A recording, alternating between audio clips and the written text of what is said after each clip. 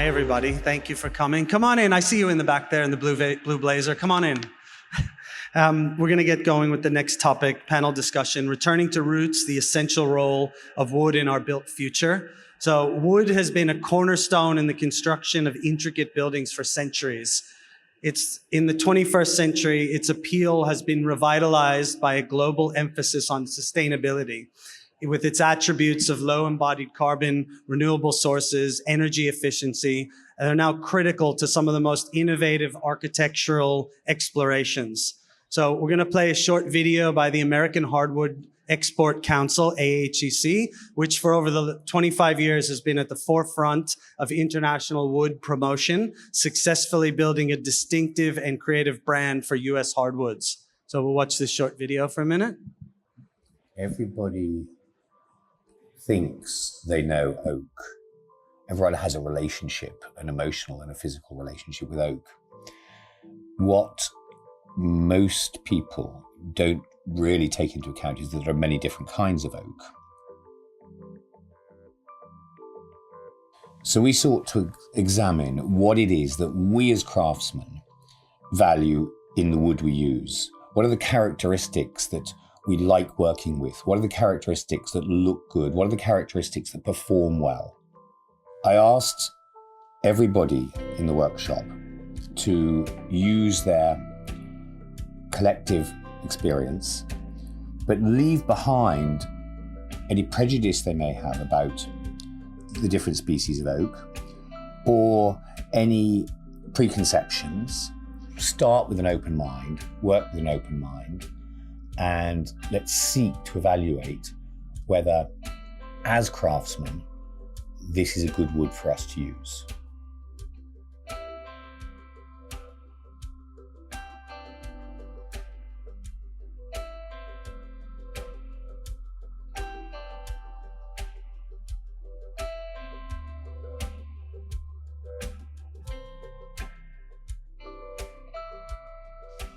We all, as craftsmen, we as woodworkers, we really respond to our material.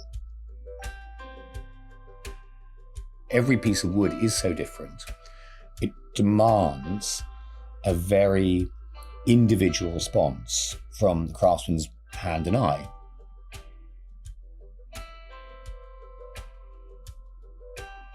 What was exciting in this week was that each of those individual craftsmen who worked on the project got the chance to conduct their own experiments, report their own experiments, evaluate their own experiments, and then collectively pool them and see what our collective wisdom came up with.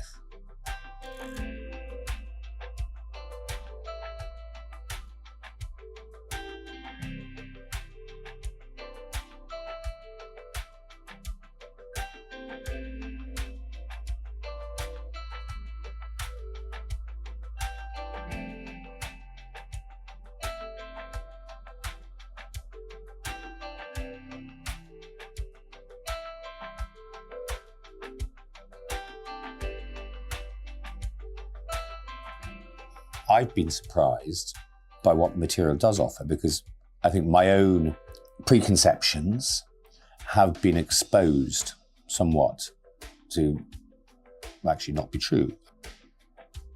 I had quietly always regarded it as something of a second-rate oak.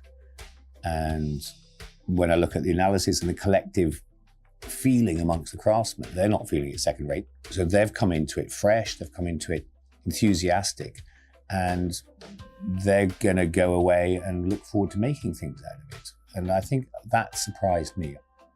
I think I've exposed my own prejudice. I wonder what we'll do with it next. The end of the experimental week is only the beginning of the journey of making things out of it. So I suppose the real excitement comes with actually what we're going to make and how we use the information that we've learned to best advantage in what we will make in the future, how we use those properties that we've discovered and how they will inform the designs, or they'll inform the making techniques, or they'll inform the finished pieces out of the material.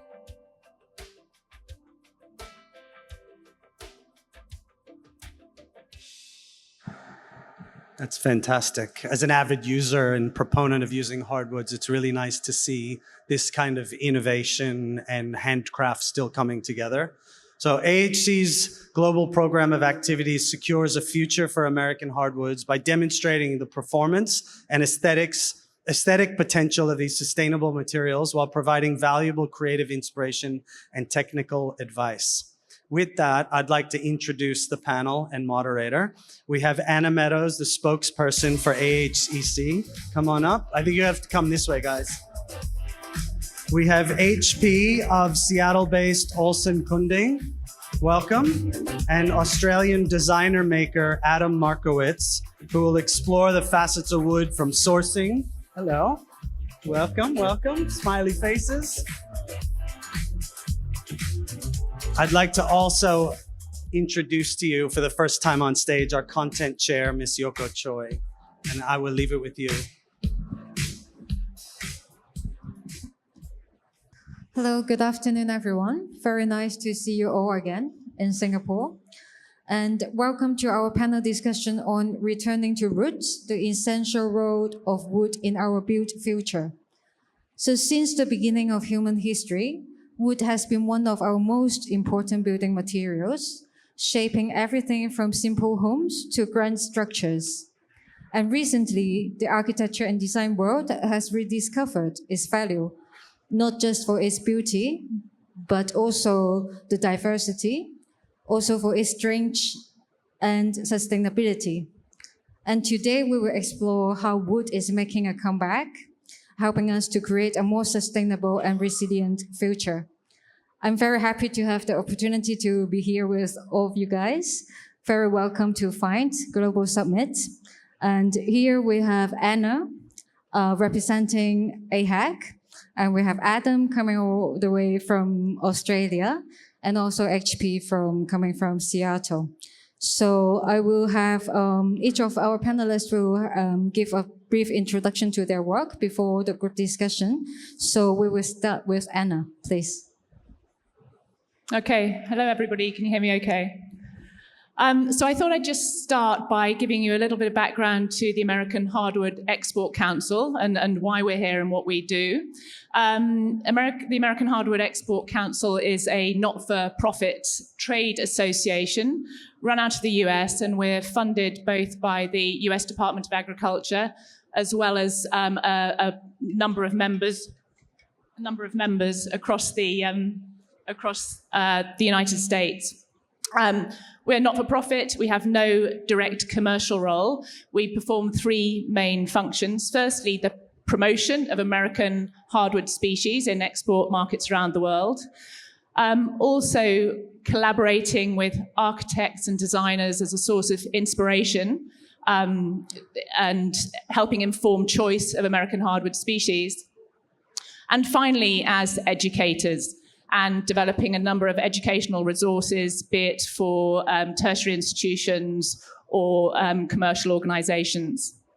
So that's a little bit about us. To understand what makes the American hardwood resource so special, I'm going to need to give you all a little bit of a history lesson first. So if you go back to when the first European settlers moved to the United States, they landed on the East Coast and needed timber. They needed timber for building. They needed timber for firewood. They also wanted to clear land for farming. So very soon after their arrival in the US, the hillside started looking like this. They were obliterated. What happened next is those communities started moving west across the United States. They realized that as you moved further west, the farmland was more fertile, the weather was better, and they left those hillsides behind in this state. Now, if you go to the USA today, this is what these same forests look like. They were left and they naturally regenerated. So in states like Pennsylvania, which were left with no forest cover at all in the 1900s, by 1970, they had 60% hardwood, mixed forest cover. Now, these are, as I've just said, mixed species resources, and they grow naturally and they regenerate naturally. And what makes them different from a lot of the sources of timber that you might be used to in other parts of the world is these forests that exist in the United States. And we're talking about an area here, to give you a reference point, is equivalent to the area of Thailand, Malaysia, Vietnam, and half of the Philippines combined. That's the area we're talking about. That is in the hands of private landowners. So millions and millions of private landowners are managing these forest areas individually, and they manage them well, and they are selectively harvested. So they may pluck out 1 or 2 trees each generation, and they value the forest as a resource for wildlife, hunting, fishing, and not necessarily primarily for timber production.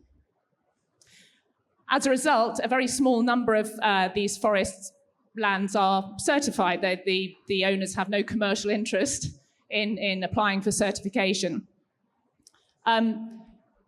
What then happens is the sawmills within those areas and the hardwood timber operators can draw their stock from 700-800 different producers within their area each year. So the forest ownership is quite an important point of difference for the US resource. Now, I've talked a little bit about that to give you a sense of scale, but we're talking here about 14 billion cubic meters of standing hardwood growing in the US forests today, and that's made up of about 22 commercial species.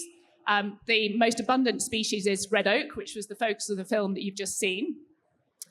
And if you take away one piece of information today, it's to understand that is growing more quickly than it's being harvested. So it's expanding at a rate of 150 million cubic meters per year. And to put that in context, that is 5 meters every second. 5 cubic meters every second, which is about the equivalent of a third of a 40-foot container. So that's the rate at which it's being replaced in the hardwood forest.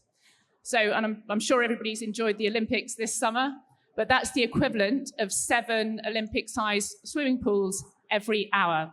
So it is growing more quickly than it is being used, which is the critical point, which is why we can claim that it is a truly sustainable resource.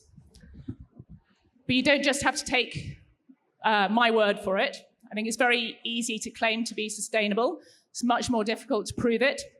And this is, again, key point of difference for the American industry. I'm going to point to 3 pieces of evidence that we have here to substantiate sustainability.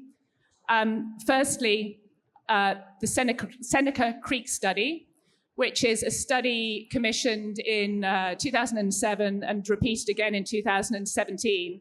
And that is essentially a risk assessment of the legality and sustainability of the American forest resource, which found that there was a negligible risk, less than 1% risk of illegal or unsustainable timber entering the supply chain.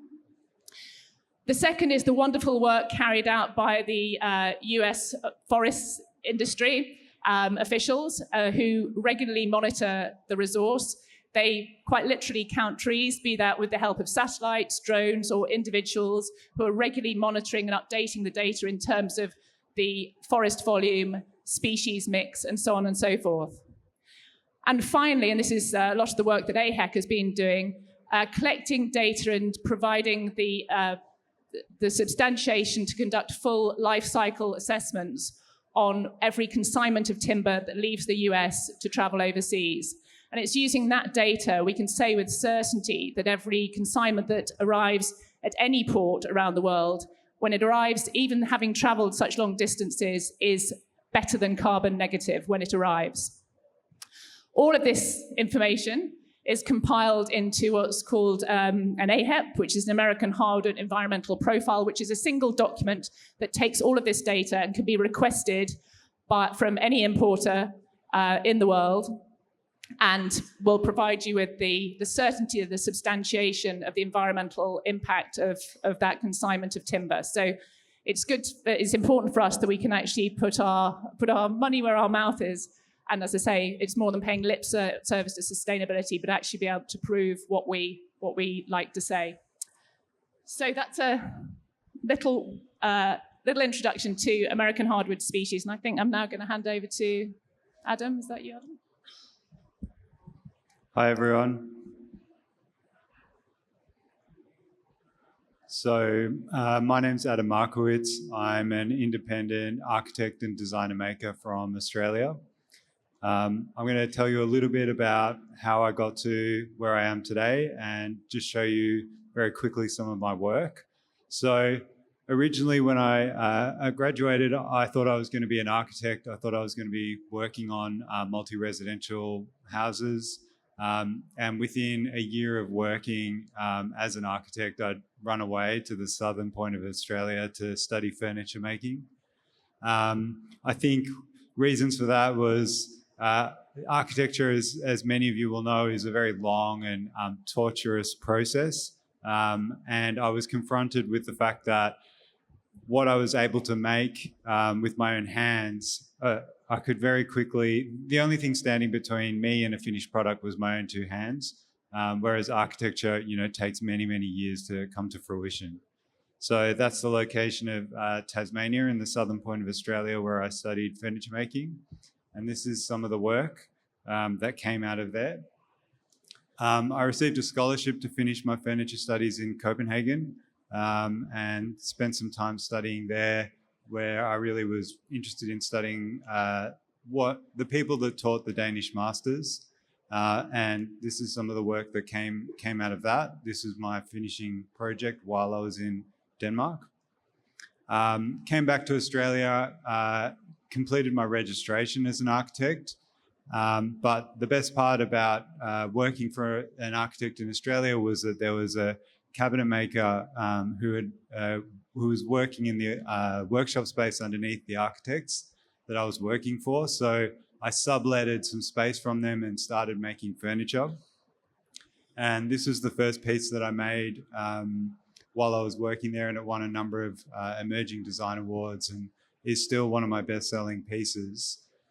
What I found in making that was that my hands were not able to keep up with what my brain could design, and I felt like my hand skills were really letting down my capacity as a maker. So I moved to Maine in the US and studied at a fine craft school, which is up there. And this is some of the work that came out of studying there. And I think I'm just going to show you some of my recent work that I produced. This was a cabinet custom commissioned. Everything here you see is made by me. This is a collaboration with some ceramicists. I really enjoy working with other craftspeople. This is a pendant light that I produced and is one of my best-selling products. While I've moved into a model of working with other artisans who now make my work, this pendant, I still make every single one that goes out. A collaboration with a metal worker where I turned the timber component and it's a cast bronze for the remainder. This is a collaboration with the Australian architect John Wardle. And this was a commission for the meeting room table at the Melbourne School of Design, which is the new architecture school in Melbourne. I think probably I'll leave it there, otherwise I'm going to go too long. Thank you. Hi everyone, this is HP from Olson Kundig in Seattle. We are a practice, 60-year-old practice, or 60-year young practice, coming from a state that's known as the Evergreen State, because for the amount of forests that Washington State has, probably one of the largest outside of the state of Alaska. And so wood comes to us very naturally. I mean, timber or mass timber, something that we have played with throughout our history. I mean, I don't have a picture here, but our founder, Jim Olson, as a young 18-year-old, started working on a cabin made of wood, which when his parents gave him like $50 to build a cabin, and he's still working on it till today. So I'll just quickly give you a glimpse about us.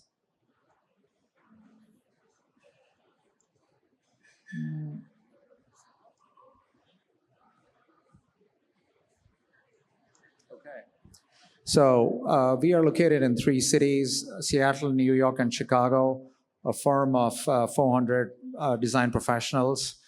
And this is where we do our work, pretty much all across the globe on all continents. These are all our active projects right now. All work gets done out of the 3 offices in the US. And these are the market sectors that we work in. Hospitality has been a key market for us, and our roots have been in the residential market, residential, mixed use, multifamily, and we'll give you a glimpse of some of our work in the cultural and our civic and spiritual space. I'll go through some of the projects where wood and some of the base materials have formed a key part of our design language. This is a project that won the Court Award for the Sustainable Project, and almost all materials for this project, except for some of the use of concrete, came from the site, including the metal, because there was an old iron mill over there. So we repurposed all the materials from there to create this. It's a absolutely sustainable harvesting heat transfer from the ground below, and creating a project for our clients. Again, another project in California, Northern California, where we have leveraged the mass timber as one of the core materials in designing this house. And one thing you will notice that as a practice, we are not just about wood. I mean, it has to make sense. The materials have to be contextual to the space and to the place where they are placed. And as Anna talked about kind of the different species of wood, we always try to work with what's available locally and that can be harvested sustainably. These are some of the projects in Hawaii. And as you see, except for some of the steel trusses, most of the support system is timber-based. And that's not to say that timber can be used to create something really beautiful and luxurious. And as you will see, a theme emerging in all our projects about the use of hardwood.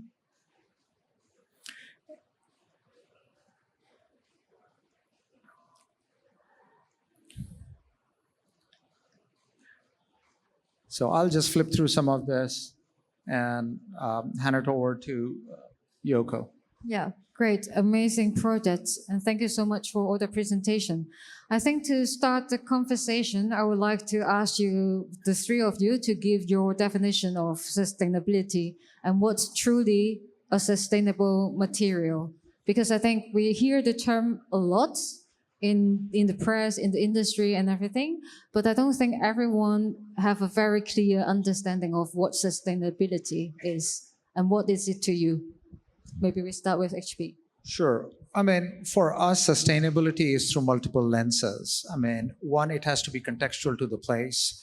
And I would say timber plays one of the characters in that cast. And as you would see with some of our other projects, there's use of steel where it makes sense, and how it contributes to the overall performance of the project. How does it add to the occupant comfort, and how it's ecologically sustainable. So applying the lens of science and design, contextuality, and relevance to the place.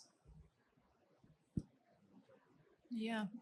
Well, I think I covered it in part in my earlier slides, but I think for me, sustainability, or to sustain something, is to keep it going, isn't it? And as I said, in talking from a hardwood forest resource perspective, it is growing more quickly than we use it.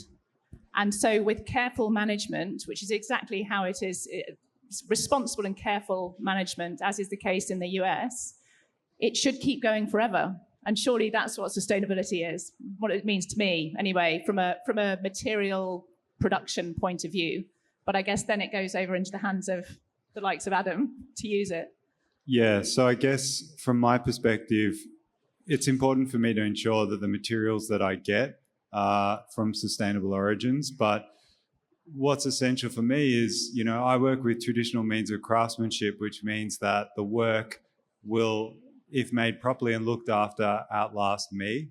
And it should take as long as a tree takes to grow before this material and these pieces of furniture that I'm making eventually sort of break down. So the essential sustainable fact is making things that will last.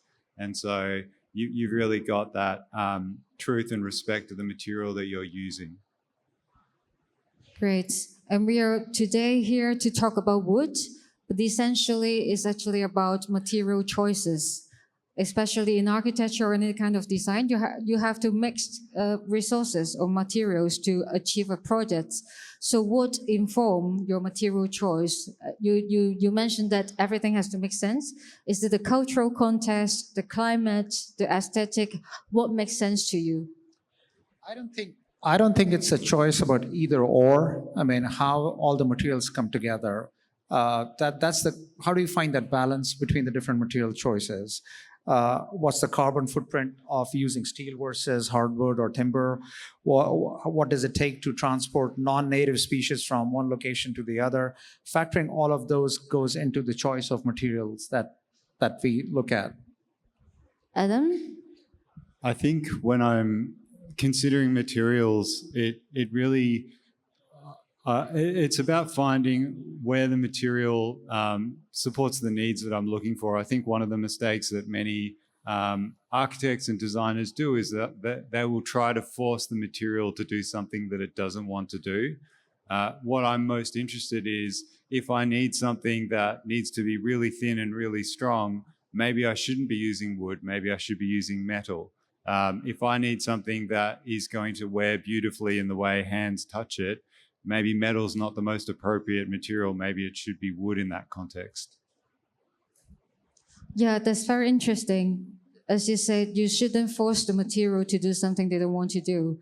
And when we talk about wood, there's so many species, so many different quality and characteristic. How do you keep up with all the knowledges? And how do you, for example, in your firm, how do you educate everyone about the material? How do you master it in your projects? Well, as I mentioned earlier, from an AHEC perspective, we actually engage actively with architects and designers as much as possible. That's what we spend most of our time doing. It's how we met Adam actually through his work and seeing his craftsmanship. And it's about talking to people in the early stages of their career, as well as working with some of the bigger architecture practices to assist with their continuous professional development. And the data is changing all the time, the laws are changing all the time, and that's what we do our best to keep abreast of and share that knowledge and information. And for us, working with folks like AHEC and also working with other folks, I mean, we work with a few groups out of Canada that spend a significant amount of time, not just looking at timber, but looking at construction technologies that work with timber and how those can be incorporated into construction techniques and construction methodologies. We are working with some of the groups that are looking at prefabrication, and wood becomes an excellent material for prefabricated structures where getting a house ready for market is much quicker when you're prefabricating it, and wood is an excellent medium for that. Yeah, and I think one of the challenges in using wood, no matter in architecture or design, is you need a certain kind of craftsmanship and knowledge and like a historical know-how to do it. And I remember in one of our earlier conversation, you told me that it's not always about technology and innovation. Architects or designers, you also look into traditions and like traditional craft to inform your solution for the like contemporary architectures and design. So can you share some more of that? Sure, I would love to share one of the projects if we can get my this thing. There's a project that we worked in Costa Rica, which is again a mass timber. I mean, teak grows there and other things. And the entire house is made up of locally harvested wood from the site. As we were clearing the site, we retained all the wood, and that was plain and used into the construction of the house. It's a passively cooled house, and all the material came from the site. So it was sustainable as far as we didn't lose any of the timber. It was built into this. And we worked with local craftsmen from Costa Rica in terms of construction techniques as to how we use the wood. And that was a significant learning experience for us when we are so used to the modern construction techniques where everything goes to a factory and you get lumber, you get 2x4s and whatnot, you get the trusses already pre-made. So it was a significant learning experience for us as designers to see local craftsmen working with wood locally harvested and helping us build trusses with really basic tools. I mean, and so going down to the basics was really important and a learning experience. And the more we learn from some of the techniques that are slowly dying for us, I think we'll all be better served. Yeah, you might want to jump in there, I think. Yeah, one thing that I find when architects engage with craftspeople, it's very often a sort of top-down relationship. And because I'm both an architect and a craftsperson, the thing that I would want to say to architects is it should be an eye-to-eye relationship. Architects shouldn't be they shouldn't be looking at craftspeople as human CNCs. There's a really important opportunity for dialogue there, and there's really an opportunity if the architect is willing to sort of set ego aside and give the craftsperson some agency, the end result will actually be far more mature and far more developed than the architect basically telling the craftsperson what to do. So I think from that perspective, it's really important that there's that sort of two ways dialogue. And Adam and I were just talking about as to how different crafts folks can learn from each other. And coming from Seattle, which is known for glass blowing, metalworking, hardwood, and we often get to kind of just put us in a room with different crafts and we'll come up with different approaches to solving a problem. And it's important to learn from craftspeople. I mean, they're an extension of us as designers. I mean, and I completely agree with Adam that sometimes architects and designers come from a place where we do not value the craftspeople enough. So I think it's really important to hold on to that. Yeah, I'm very curious also how AHEC is working with designers and architects, and I see that there are some very beautiful furniture pieces just next to you. Anna, can you tell us something about that? I'll tell you a little bit about this. This was a project called Discovered, which was AHEC's first global collaboration. We worked with 20 designers from across the world. Half of those were actually from this region, or the Asia Pacific region.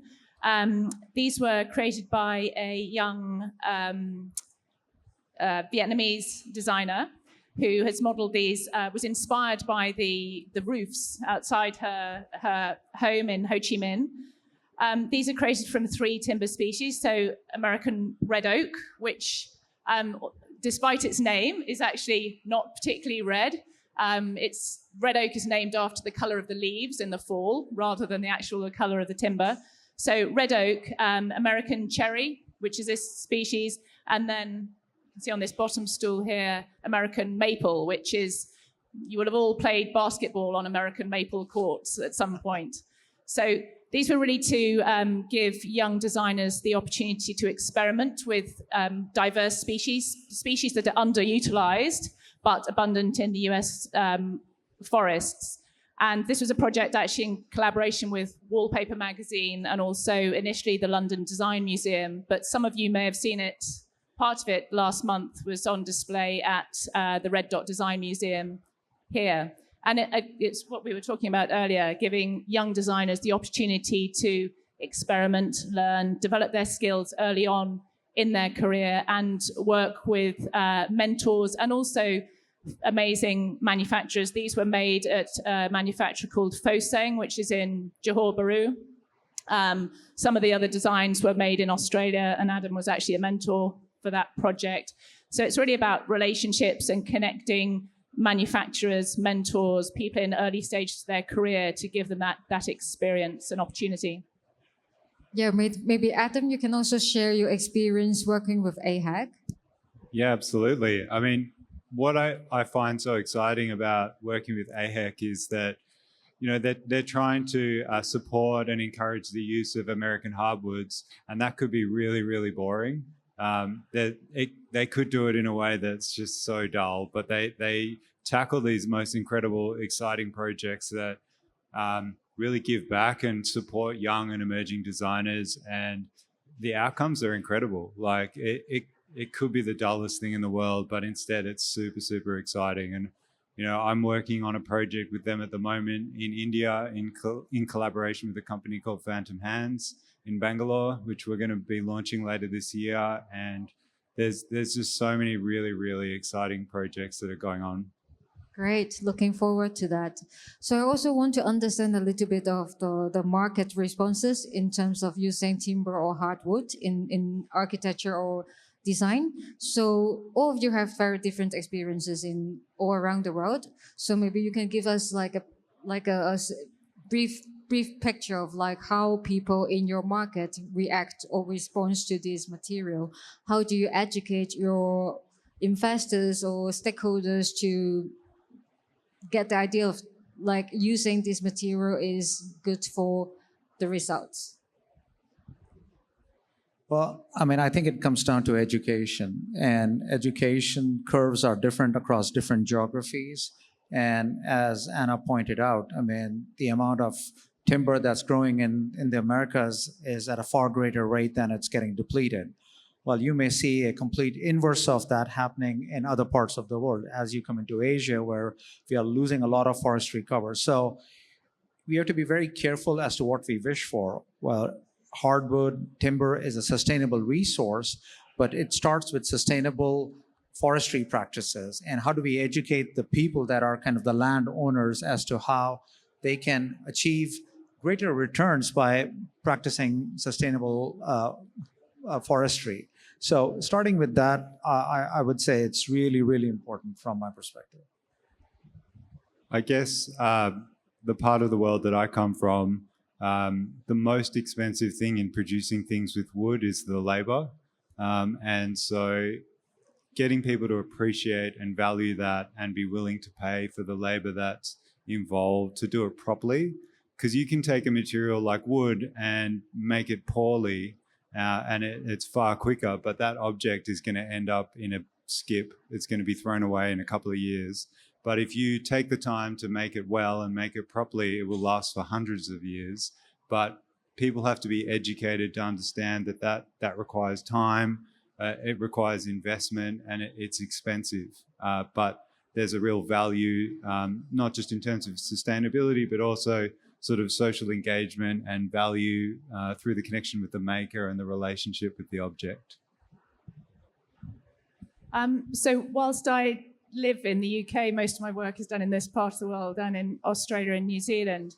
But I think one of the things I noticed moving across all of those markets, and it's slightly different in each, is there's amazing creative talent across all of those regions. But the consumer demand is quite different.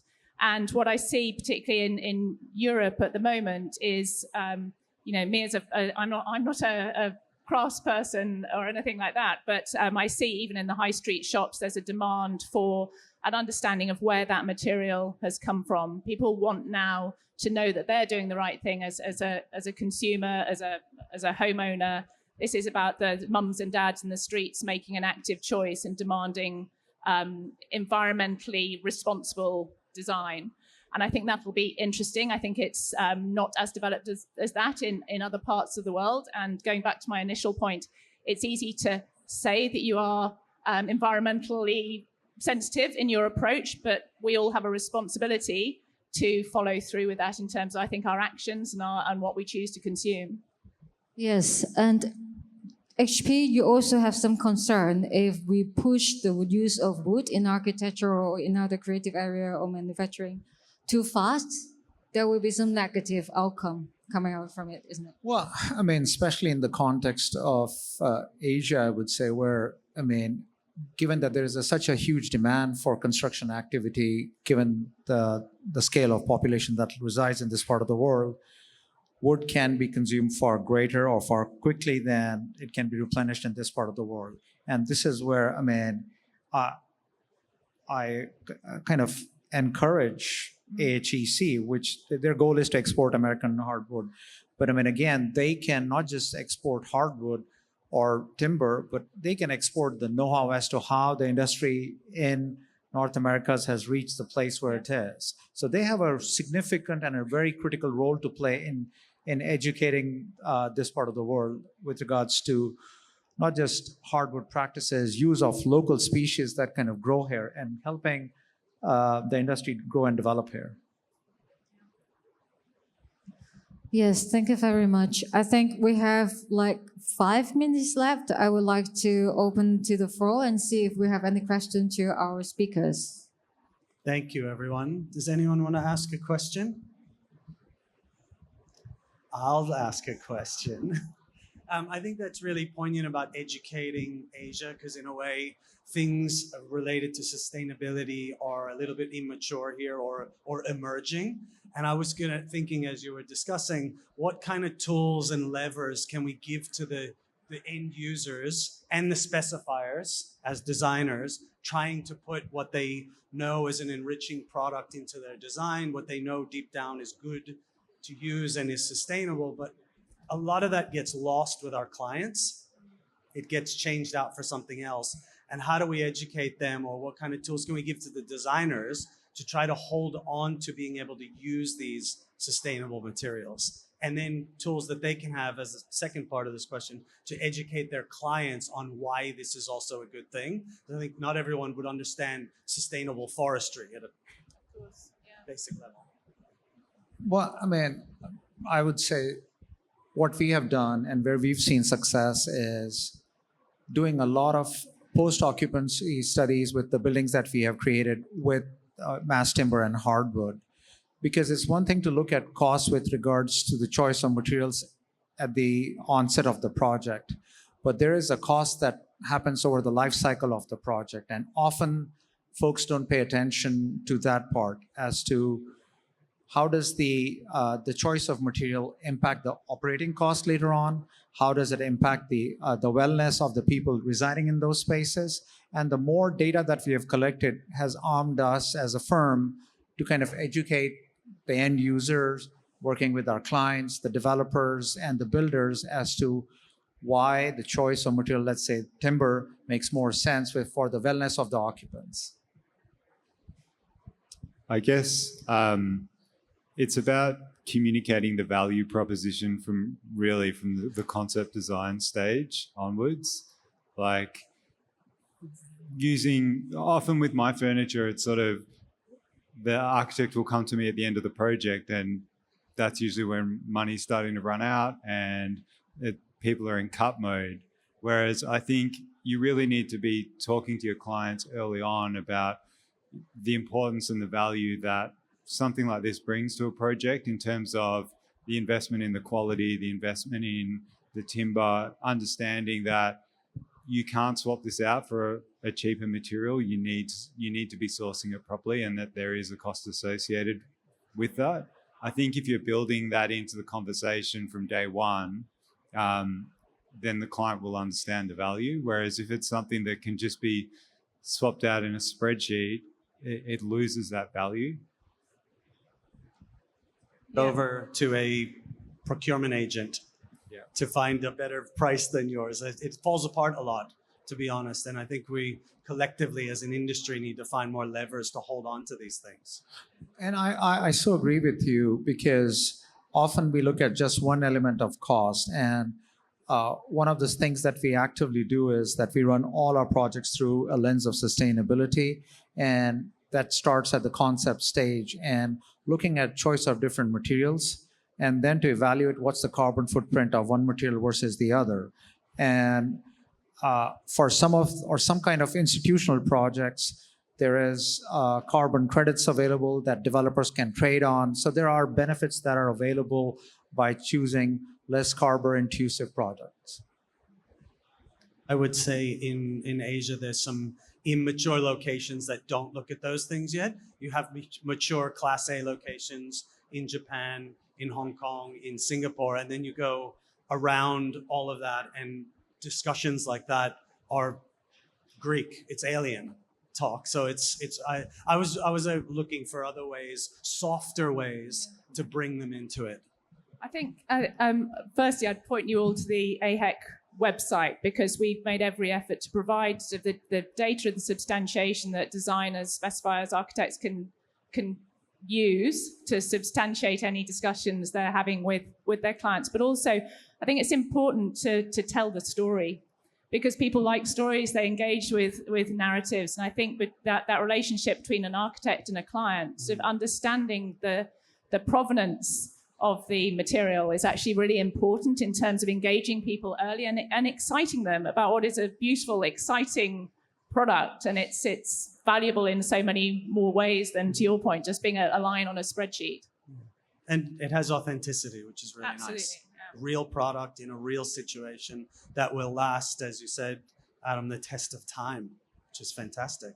It's not just about sort of the product lasting, it's about the value of that object. And I think, everyone's got that thing that came from their grandparents that, it has a value beyond the actual dollar value of the object. And I think that's the value you need to communicate. It's not about how much this is going to save you. It's if you draw the connection to me as a human being and I have made this thing, then, or you draw the connection to the wood or where it's come from, then it has a value that is beyond just a number on a spreadsheet. And that's what will stop it going into a skip. It's the value beyond. Yeah. Thank you. I think maybe we have time for one more quick question. Anybody? If not, I guess so. Here you go. Excuse me. I want to introduce American Hardwood Export Council. I want to give you some example in the last 30 years. I want to share the experience that how we can achieve to introduce American hardwood so successfully into these two biggest markets in the world. But from the AHEC started 30 years ago, there was zero export to China market. There was zero export to Vietnam market. But how do we do this? Architects, interior designer, we share the knowledge of using American hardwood. First, in the very beginning in China, we need to, what we did before is to work with the trading house. Without them, there's no product bring into China. If they want to look for some wood product, it's difficult to get it. So very important is that to get the product into this market. But nowadays, in the last 5 years, AHEC program, the introduction of American hardwood, gradually the structure a little bit changed. Is that through first now must be through the influential association like the members of the architect and interior designer. And our PR firm has done a lot of great job, first. But after this, I discovered that if the architects introduce the hardwood for design, where do they get the product? So now what I do is that integrate 5 sectors into this program is that when I have a seminar, I bring in the designer, the architects, also the distributor of the hardwood and the producers. So they can work together if they want to use the product. That's the designer and architect. They specify the hardwood, where can they get the supply? So the audience here, they are also distributors. They bring the wood into the markets already.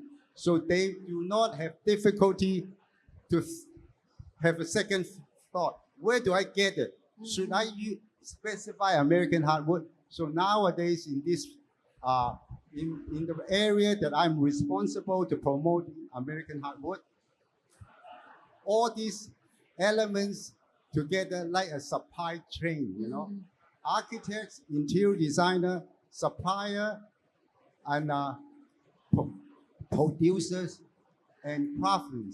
Everyone is there attending our event.